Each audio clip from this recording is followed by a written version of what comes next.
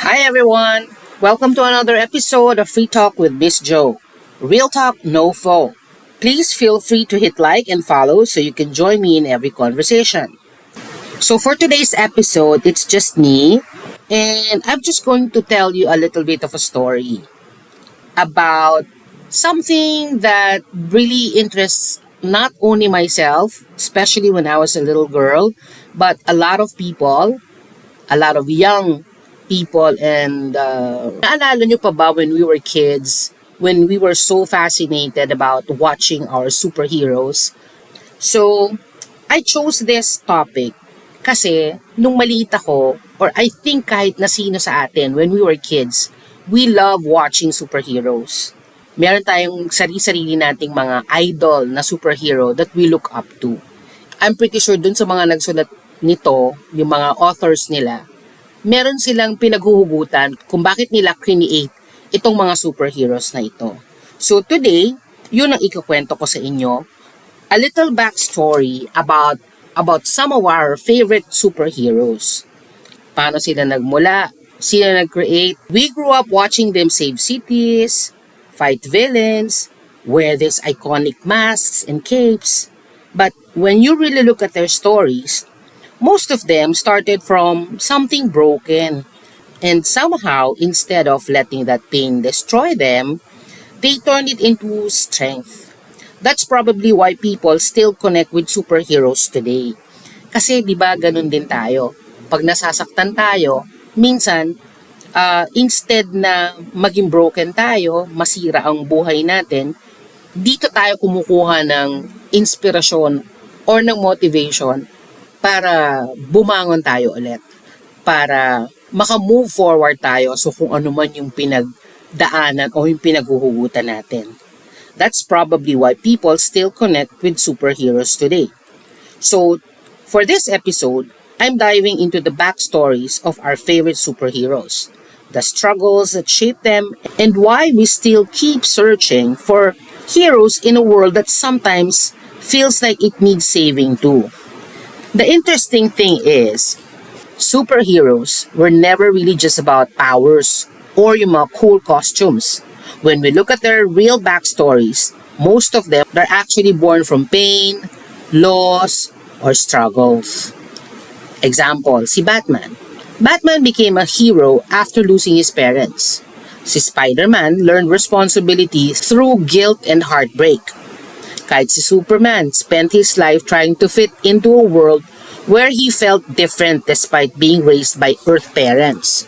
Maybe that's why people connect with them deeply. Tayo, diba? We connect with them kasi underneath the powers, they remind us of real human emotions and real struggles. So let's delve on the backstories of some of our favorite superheroes and their creators. So let's start with Clark Kent or si Kal-El. That's his real name on planet Krypton. Si Superman was created by two Jewish teenagers named Jerry Siegel and Joe Shuster. Ginawa nila to, or create nila si Superman nung during the Great Depression. Nung time ng Great Depression, there was a severe worldwide economic crisis nung 1929 after the Wall Street crash of 1929. Businesses failed, nagsara mga bangko, at millions of people lost their jobs. Kaya this caused widespread poverty till 1930s to, until the economies recovered.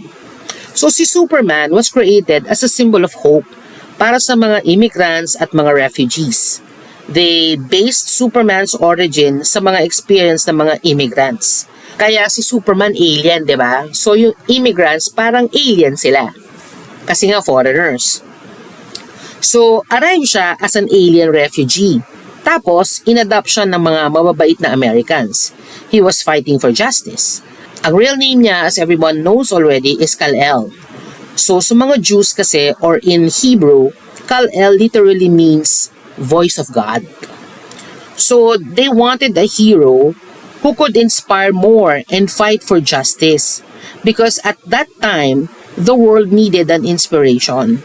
Halos lahat ata ng American superheroes ay na-create as a metaphor para sa mga Jewish immigrants. So, explain ko lang kung ano yung metaphor. Just in case hindi alam ng iba or nakalimutan na, ito ay isang figure of speech, which means describing something by comparing it to something else. So, it implies a similarity. So, other American superheroes were created by those two broke kids from Cleveland, si Siegel at si Shuster.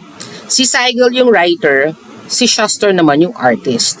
Although yung mga ibang characters, yung mga superhero characters na create nila, hindi naman masyadong sikat sa atin, hindi ko na lang din sila babanggitin.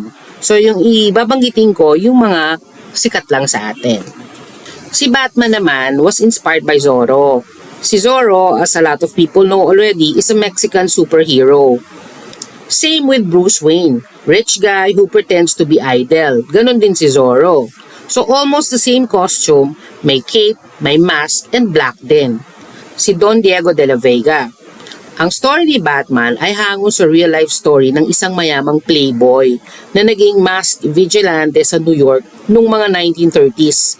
Yung creator niya, si Bob Kane, based Batman on the wealthy socialite Bruce Wayne when he read about real masked crime fighters nung panahon ng Prohibition from 1920 to 1933. Nung panahon na yan, bawal ang alak or alcohol. So people went to secret bars or clubs called speakeasies. Pero these bars were operating illegally. Kaya yung Batcave was inspired by actual underground speakeasies. Kaya naman siya tinawag na speakeasies kasi you have to speak easy or quietly para di ka mahuli ng mga pulis. This is where rich people hid their illegal activities. So may mga hidden doors, passwords, or mga hidden secret entrances. So nung time na yan, in real life, alcohol was banned. But many people still wanted to drink. So syempre, pag may bawal, definitely may magbebenta sa black market. And syempre, dyan papasok yung mga organized crimes. So nung time na yan, ang pinaka-infamous na Chicago gangster was Al Capone, who became rich by selling alcohol illegally. So minsan, violence broke out between gangs kasi they're all fighting for control over bootlegging. Ang bootlegging ay yung illegal alcohol trade. So sinama ko lang para mas ma-imagine niyo yung time na yon. Kasi si Batman naman was created in 1939 after the Prohibition. Batman was created by Bob Kane and Bill Finger and was inspired by two historical figures. Si Robert the Bruce is a Scottish king who fought for Scotland's independence. So kung nanood kayo ng Braveheart ni Mel Gibson, medyo makakarelate kayo ng konti. Kung hindi, siguro panoorin nyo kasi maganda rin naman yung movie ni Braveheart. He was a national hero kaya they got Batman's alter ego's first name Bruce kasi it symbolized courage, leadership, and nobility. And yung isa pang pinagkuhaan nila nung name ni Bruce Wayne is si Anthony Wayne. Anthony Wayne is an American Revolutionary War general known as Mad Anthony for his boldness naman in battle. So they use his last name. The combination created Bruce Wayne, a name that sounded wealthy, strong, and heroic, perfect for a masked vigilante fighting crimes. So, yung double life ni Batman as a billionaire philanthropist by day at vigilante by night reflected real people who lived secret lives during the Roaring Twenties. Itong Roaring Twenties states at ibang Western countries noon represented a decade after World War I, so nagkaroon ng economic boom. So maraming pera mga tao at nagkaroon ng cultural change. Jazz music, ganon, dancing at nightlife. Yan yung kay Batman. Punta naman tayo ngayon kay Wonder Woman. Si Wonder Woman naman was invented by a psychologist who invented the lie detector test, William Moulton Marston. He also invented the polygraph, yung early version ng polygraph. Si Marston lived in a polyamorous relationship with two women. Exciting, di ba? Ano ba ibig sabihin pag sinabing polyamorous? Pag sinabi mong polyamorous, poly means kasi many. Amorous means loving. So, Pag sinabi mong polyamorous, it refers to a person or relationship style where someone has or is open to having multiple romantic relationships at the same time, with the knowledge and consent of everyone involved. So, medyo different siya from cheating because polyamory involves honesty and agreement among all partners. Ganito ang buhay ni Marston. Dito niya nakuha or dito niya dinesign yung pagkatao ni Wonder Woman. So, meron siyang wife, si Elizabeth, and at the same time, meron din siyang girlfriend, si Olive.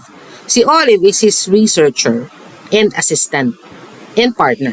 He used both of them as an inspiration to create the character of Wonder Woman, the superhero who fights with truth and love. She was literally created by a guy whose unconventional personal life scandalized 1940s America. Kasi at that time, where polyamorous relationships were taboo, Marston, his wife, and his girlfriend all lived and shared a household and raised children together. So this arrangement was socially shocking in the 1940s when traditional marriage was the norm. But both women influenced Wonder Woman's creation. Elizabeth because of her intelligence, independence, at saka yung leadership niya. Si Olive naman, yung appearance niya and some feminist ideals. It was scandalous at that time kasi he lived in a non-traditional, polyamorous household. But he challenged the 1940s gender norms when Wonder Woman broke the mold of the typical female characters when she fought crimes, led armies, and had an agency in a male-dominated world. Si Wonder Woman had the lasso, di ba? Yung lasso of truth. Dinesign ni Marston yung lasso of truth ni Wonder Woman based din dun sa real polygraph invention niya. So yung entire existence ni Wonder Woman is based on Marston's real-life feminist relationships. Yun yung creator niya. Marston based Wonder Woman's character sa mga Amazons from the Greek mythology. She was created in 1941 kasi si Marston was very interested in feminism, women's rights, and the idea of strong women as leaders. He believed that women were psychologically superior in compassion and honesty and could lead the world toward peace and justice. He wanted Wonder Woman to show that powerful women can be heroic, intelligent, and strong, not just sidekicks or damsels in distress. Yan. Si Spider-Man naman was created by Stan Lee and Steve Ditko in 1962 for Marvel Comics. Nung panahon na yan, halos lahat ng primary readers ng mga comic books were teenagers. Kaso lahat naman ng superheroes ay mga middle-aged na mga established, like si Superman, journalist, diba? Si Batman, billionaire. Or si Captain America, soldier naman. Yung mga teenagers usually sidekick lang, like si Robin kay Batman or si Bucky Barnes ni Captain America. Actually, si Bucky originally was a teenage sidekick kay Captain America. He was originally portrayed as an orphaned camp mascot who accidentally discovered Steve Rogers' secret identity. So para di ma-reveal yung secret ni Steve Rogers na siya si Captain America and to keep him quiet and utilize his skills, Captain America trained him to be his partner during World War II. So he started as a traditional kid sidekick until eventually naging darker na lang yung character niya, which I won't discuss anymore. So since Stan Lee was looking for a new superhero concept, naisip niya na gumawa ng isang character whom teenagers can relate to. So naisip niya, what if the teenager himself was the hero? So gusto ni Stan Lee ma-portray yung mga real-life problems ng mga teenagers sa States kasi sa America, 18 years old pa lang independent na. Need nila to look for a job kasi nga they already have responsibilities. Bumubukod sila from their parents so they need money to pay rent, pagkain nila, at kung ano-ano man. And at the same time, they still go to school. So kung teenager ka and still studying, mga menial jobs lang ang makukuha mo. Like sa fast food, waitressing kung babae ka. So kung lalaki ka, yung mga newspaper guy or mga delivery guy, ganyan. Although Spider-Man was not yet 18 at that time, parang 15 lang siya eh. He still lived with his Aunt May and Uncle Ben. He was only 15 or 16 who also struggled with money, school, relationships, and responsibilities. That's why Peter Parker was written as an ordinary, awkward high school student from Queens. Yung idea ni Stan Lee ng Spider-Man hero partly came from seeing a fly crawling on a wall. So naisip niya, what if a person could really stick to walls like an insect? So yung mga unang naisip niyang names are Insect Man, Flyman, pero eventually he chose Spider-Man kasi it sounded more dramatic at saka mysterious. Yung naging inspiration ni Stan Lee kay Spidey was inspired by everyday young people who felt insecure, bullied, or overlooked. Unlike yung ibang perfect superheroes, si Peter was very shy, bullied in school kasi nerdy, worried about money, and his struggles with family, friendships, and love. Feeling kasi ni Stan Lee, yung mga comic readers nung time na yon, na majority are teenagers, would connect deeply dun sa hero character who had everyday problems tulad nila. And he wanted to show that even an ordinary insecure teenager could become brave and heroic. Kaya naman Spidey became hugely popular kasi many teenagers saw themselves in Peter Parker. Kaya eventually, it changed the superhero storytelling by making heroes more human and relatable. So kung may American superheroes, syempre papatalo ba tayong mga Pinoy? From American comic books, let's now travel to a colorful world of Pinoy comics. Before the Marvel Universe exploded on screen, tayong mga Pinoy have our own superheroes to look up to. And when we talk about Pinoy superheroes, one name stands above the rest. At ito ay si Mars Ravelo. Si Kuya Mars is the creative mind behind some of the most iconic Pinoy heroes of all time. Just like Stan Lee, Mars Ravelo also wanted to give Pinoys mga heroes they could also relate to. So he also patterned his superhero characters to ordinary people who reflected Pinoy struggles, values, and dreams. Si Kuya Mars admired popular superheroes like Superman, Batman, and Wonder Woman. So after no World War II, when the Philippines was rebuilding, many Pinoys faced poverty and hardships. So just like Stan Lee and the other superhero creators, he also wanted to give his fellow Pinoys some kind of inspiration, encouragement, and escapism by giving them some kind of entertainment via our own local version of superheroes. So he created Darna in 1950 via Philippine Comics with artist Nestor Redondo and patterned our Darna from Wonder Woman, but with a local twist, relatable to Pinoy situations or Pinoy settings. Si Darna is portrayed as a poor, kind-hearted young woman named Narda, living in a small town. One day, she finds this mysterious magical stone from outer space na sa hindi ko maipaliwanag na kadahilanan sa pagsubaybay ko sa kanya nung nanunood ako kung bakit kailangan niyang lunukin pa yung bato at paano niya nalaman na pag nilulun niya yung bato at baligtarin niya yung pangalan niyang Narda to Darna ay magiging superhero siya. Parang wala naman kasing nagbigay sa kanya na instructions ng ganon. Medyo kulang lang si Kuya Mars sa pag-explain dito. Pati kung saan ang galing at paano nakarating sa Pilipinas ang mga taga-ibang planeta. Anong pakay nila at bakit need pang lunukin ni Narda yung malaking bato para maging Darna? Ang laki ng bato kasi.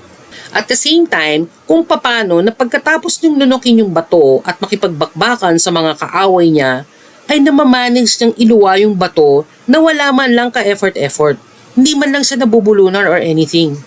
Kasi diba, when you swallow something, lalo yung bato, syempre pag swallow, mapupunta yun sa esophagus. Tapos, sa stomach. Is it really that easy? So, syempre, nung lumalaki ako, hindi ko naman siya ginaya. Hindi ko naman nilunon yung bato kasi hindi ko naman malunon. Kaya, yung chewing gum na pinapractice kong lununin, Hindi ko nga maibalik-balik, hindi ko nga mailuwa-luwa. Yung bato pa kaya. Ang lambot-lambot ng chewing gum. So, naisip ko lang nun. So is it really that easy for one to just spit out something na nilunun mo just like that? Pero si Darna, kayang-kaya niya. So, syempre, nung bata ako, ang tingin ko, ang galing-galing ni Darna kasi wala pa siyang superpowers galing sa bato. May special power na siya agad sa paglunok at pagluwa ng bato at pag-analyze na pag nilulun niya yung bato, need niya lang baliktarin yung name niya, magiging superhero na siya. Kasi nung bata ako, trinay ko gawin. Muntik na ako sa ospital. Hindi, joke lang yun. Chewing gum lang ang trinay kong lununin. Pero hindi ko talaga siya mailuwa-luwa. Kasi nalunun ko na eh. Nalunun ko na. So, hindi ko mailuwa pabalik yung chewing gum. So, hindi ko na inattempt yung bato. Kasi baka ma-hospital talaga ako. Anyway, yun lang naman ay ang mga curiosity ko nung bata ako. So, tuloy natin. Si Darna, yung superpowers niya is similar kay Wonder Woman at Superman when it comes to strength, flight, at heroic image. Pinagsama ni Kuya Mars yung strength nung dalawa. Kasi just like Wonder Woman and Superman, si Darna also represented strength, bravery, plus female empowerment. Si Darna nakakalipad rin, 'di ba? Katulad ni Superman. Tapos pagka hinaharang niya yung arm niya, hindi siya natatamaan ng barel, 'di ba? Just like Wonder Woman. So just like Darna, si Kuya Mars also patterned another Pinoy superhero to Superman. Ito naman si Captain Barbell. Just like Superman, nagtatransform din si Captain Barbell. Si Superman from Clark Kent, a daily newspaper reporter. Si Captain Barbell naman from Enteng, a skinny, weak, and often bullied young man. Pero despite his physical weakness, si Enteng is mabait, very kind-hearted, and always dreams of helping others. Si Enteng does odd jobs. Depende sa adaptation. Kasi sometimes siya ay construction worker o kaya vendor. Minsan naman namumulat ng basura para ibenta sa junk shop. Pero lagi, he's just a poor boy. Enteng represents the ordinary Filipino underdog. Hardworking, humble, and often called down upon kasi payat, maliit ang katawan, and mahirap. Pag Pinoy superhero, laging mahirap, no? Bakit kaya? Pero pagka American superhero, mayaman. Well, hindi naman lahat kasi si Spider-Man is also struggling. Pero kasi nga teenager siya. Pero pansinin nyo, si Clark Kent, si Superman, hindi naman siya mahirap. Ordinary, not so mayaman, pero hindi mahirap. Si Batman, yun, millionaire, billionaire pa nga, di ba? So, nagtataka lang ako kasi lahat ng superheroes natin ay mahirap. Bakit wala tayong superhero na mayaman? Sa original na story niya, just like Darna, bigla na lang may nakita si Enteng na mysterious barbell that fell from the sky na galing din sa ibang planeta. Well, in some versions. So, nalaglag from the sky. Curious, he picks it up and realizes it has magical powers. Siyempre, nung bata pa ako, the same curiosity entered my mind just like nung napanood ko si Darna. Ang luwag at ang lawak kasi ng langit. Kung nakita ni Enteng yun from the sky, paano naman niya yun natunton kung saan yun bumagsak? Doon pala may superpowers na si Enteng, di ba? Anyway, when the weak and skinny Enteng lifts the magic barbell, he shouts, "Captain Barbell!" Then he transforms into a muscular superhero with incredible strength and powers. Siyempre, alam mo naman, ask ulit ako. Paano kaya nalaman ni Enteng na need niyang buhatin yung barbell at pag sumigaw siya ng Captain Barbell ay magiging superhero siya agad? Sino naman kaya nagbigay ng idea o ng instruction sa kanya nun? Di ba nga weak and skinny siya? Paano niya nabuhat yung barbell? So again, kulang na naman sa explanation si Kuya Mars doon. Sa ibang adaptation, si Enteng ay isang magbobote at magbabakal. At dahil nangongolekta siya ng mga bote at bakal, may nakolekta siyang kinakalawang na barbell. Tapos, na-curious siya. Kung saan siya na-curious, ako din na-curious. Kasi, ano bang nakaka-curious sa barbell? Anyway, ginawa niya, nilinis niya, pinakintab, and voila! Nung kumintab na, biglang may lumabas na ermitanyo and instructed him to lift it up and shout Captain Barbell to transform into a superhero. Diba? Mas maliwanag pag may explanation. Hindi yung basta na lang napulot niya, naisip niyang buhatin, hindi nga. Payatot nga masyadong ang skinny tapos bubuhatin. Paano niyo mabubuhat yung barbell kung weak nga siya and skinny? So, buti na lang may konting explanation yung ibang adaptation. But unlike Darna, who reverses her name Darna to Narda and transforms to a normal, ordinary girl again, si Captain Barbell transforms back to Enteng by simply lowering or releasing the barbell or loses contact with it. Kaya lang, ang tanong ko din noon, saan na pupunta yung barbell pag nagiging Captain Barbell siya? Pag nagiging Captain Barbell na siya from Enteng. Sabi na pagka na-lose contact siya with the barbell, babalik siya sa pagka-enteng. Kasi hindi naman niya dala-dala yung barbell pag nakikipaglaban siya. So, saan niya kaya yung tinatago? Ba't di siya nagiging enteng pagka lose contact siya doon kay barbell? Tapos, pag naging enteng na siya ulit, biglang lumilitaw na naman si barbell from nowhere. Diba? Siyempre, bata ako noon, curious ako eh. Anyway, Captain Barbell, just like Superman, is a symbol of strength. It also symbolized the underdog becoming powerful. Dahil after the war, karamihan ng mga Pinoy noon ay payat, mahina, parang kawawa, lagi naaapi. So, binigyan ni Kuya Mars ng hope ang mga katulad ni Enteng na nangangarap beyond their physical shortcomings. Yun lang naman yung intention ni Kuya Mars Ravelo doon. Kaya niya ginawa itong mga superheroes na to. Kaya yung mga curiosity ko nung bata ako, mga ano lang yun, curiosity. Pero na-understand ko naman siya nung lumaki na ako. Then there's also Elastic Man. Si Elastic Man naman was patterned from yung American Elastic superheroes na sila Plastic Man at si Mr. Fantastic.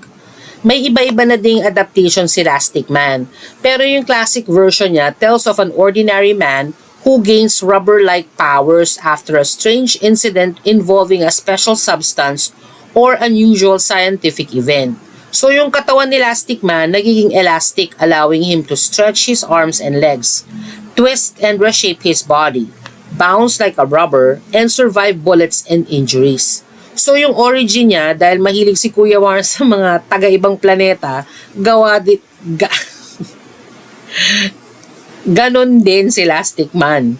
Duda ko nga noon, may obsession si Kuya Mars tumira sa ibang planeta or maging taga-ibang planeta. Kasi laging yun ang backstory ng mga superheroes natin, kaya nila nakukuha yung powers nila. Anyway, pero dito, walang magic something na nakuha si Elastic Man. Siya mismo, just like Superman naman, ay taga-ibang planeta na kinupkup din ng mga taong taga-Earth. Yun yung original version niya. Siyempre may iba-ibang version na rin siya along the way, no? Pero ang sa original version niya, his name was Escapar. Yun yung alien name niya. Galing siya sa Igbaw or sa Hareo Galaxy. So siya ay isang Haraean species but came from Planet X, where beings had elastic powers similar to his. So ganun din, parang doon din pinattern ni Kuya Mars yung character ni Elastic Man, parang si Superman, na pare-pareho sila, si Superman, pare-pareho sila sa Krypton, sa planet Krypton, na merong kaparehas ng powers ni Superman. Kumbaga parang ordinary lang sa kanilang superpowers nila. So, ganun din si Elastic Man. Sa Planet X, pare-pareho silang elastic. Pare-pareho sila nung elastic powers na meron. So, sa lahi nila, very ordinary yung powers na meron si Elastic Man. And just like Superman, dahil nga mahilig si Kuya Mars sa mga taga-ibang planeta, he patterned Elastic Man's origins from Superman, na yung planet ay facing danger and destruction dahil sa mga conflicts and threats from their enemies. Tapos, si Escapar, as a baby, was sent to Earth in a spacecraft to save his life and protect him from the chaos happening in his home planet. Parehas din ni Superman, di ba? Then later, he was found and raised by humans Exactly, just like Superman, disguised as Clark Kent, pero si Elastic Man is disguised as Miguel Asis or Miggy. So just like Clark, growing up, he realized he was different from other people because of his strange abilities. Kasi, unlike Earth people, Escapar or Miggy can stretch his body, reshape himself, and survive injuries. He also struggled to fit in and often felt lonely and misunderstood. Until eventually, he started accepting his identity and became Plastic Man, using his powers to protect people and fight evil. Pero sa version ni Kuya Mars na mala Superman superhero, he made the character focus heavily on Filipino customs and Pinoy stories na laging nakakonsentrate sa family, sacrifice, finding where you belong, and acceptance of who you really are. Si Elastic Man is really about being different but still choosing to do good. Pero nilagyan niya ng konting twist. Ginawa niya itong comedic na relatable sa Pinoy slapstick humor with family-friendly lessons. Siyempre, para makarelate ang mga Pinoy. Lahat ng Pinoy superheroes ni Kuya Mars, kahit pattern lahat sa mga American superheroes, ay dinagdagan niya ng distinctly Pinoy elements. Example, mahirap o kaya simple barrio life lang. Pinoy humor na may family values, local beliefs na may fantasy theme, relatable underdog characters lagi, at syempre may Filipino settings.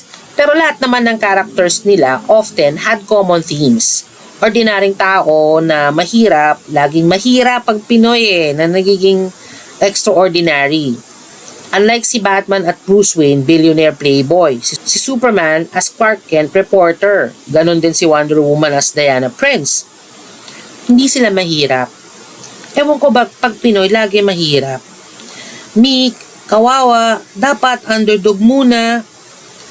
Pero nilagyan ni Kuya Mars ng Pinoy common traits na mabait, humble, hindi mayabang, always choosing humility over arrogance, always concerned about family and loved ones, laging choosing hope during difficult times, and resilient no matter what comes their way, and syempre always fighting injustice and evil, na naging very meaningful sa mga Pinoy. Kasi nga, these Pinoy superheroes were created after World War II, when the Philippines was rebuilding, facing poverty and hardship.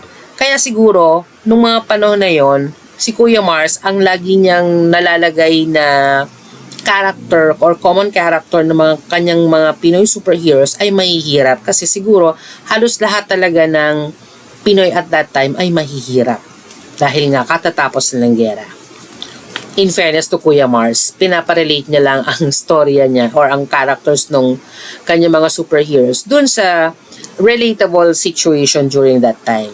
Kaya binigyan naman ni Kuya Mars ng hope ang mga Pinoy readers na ma-inspire, ma-encourage, syempre ma-entertain to escape the horrible conditions that they have to get out of and the trauma they experience after the war. Pero ano bang relevance nila sa atin today in this day and age? Bakit hanggang ngayon we still watch them and still look up to them kahit wala naman ng gera sa atin sa ngayon? You know, when we were kids, aminin nyo man ito o hindi, kahit na superheroes were just fun characters to watch, we always hoped and wished we were them. That we have their superpowers. Bakit? Kasi lahat naman tayo may pinagdadaanan. Lahat tayo gusto natin ma-overcome yung mga pinagdadaanan na yon. Mapa ito ay bullying, insecurities, anxiety, fear, or ordinaryong wish lang para matupad yung gusto mo. We not only admire the powers, the costumes, the action scenes. We wanted to be them. Aminin nyo man ito o hindi. But when you were younger, especially as a kid, we all wanted this for ourselves. Sino bang ayaw ng mga powers? Lalo na pag may umaaway sa atin, or nang aapi sa atin, or kung may pinagdadaanan tayo. Kahit nga ngayong matanda na tayo, we still wish we have those superpowers, di ba? That they have. Admit it or not, we wish we have them.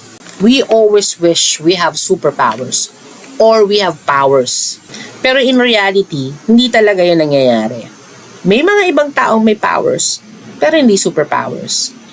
In reality, walang superpowers. Pwera na lang ikaw ay isang henyo. Yung talino mo na yon ang superpowers mo. Or ikaw ay isang gifted in the arts. Yan. Or kung ikaw ay super rich, that is a very strong superpower. But in reality, as we grow older, we begin to realize that superheroes were never really just about powers. All these superhero characters like Superman, Spider-Man, Batman, Elastic Man, Wonder Woman, Captain Marvel, and Darna, they all became famous because people saw themselves in them. Peter Parker was bullied and struggling financially. Ganon din si Enteng, who was weak and underestimated. Narda was just an ordinary barrio girl. Elastic Man felt different and alone. These heroes were never perfect people. And maybe that's exactly why they lasted for generations. Foreign superheroes often reflected universal struggles like responsibility, identity, justice, and sacrifice. Meanwhile, Pinoy superheroes created by Kuya Mars reflected the Pinoy spirit, resilience, humor during hardships, love for family, and the hope that even ordinary people can rise above poverty or suffering. And maybe that's the real reason superheroes still matter today. Because deep inside, people still long for hope. We still want to believe that goodness can still win, that ordinary people can make a difference, and that even in a difficult world, someone will still choose to stand up for others. That's why we still look up to these heroes today. Not because they can fly or fight villains, but because they remind us of the kind of people we want to become. Ano-ano ba yon? Diba? We want to be brave when life gets hard.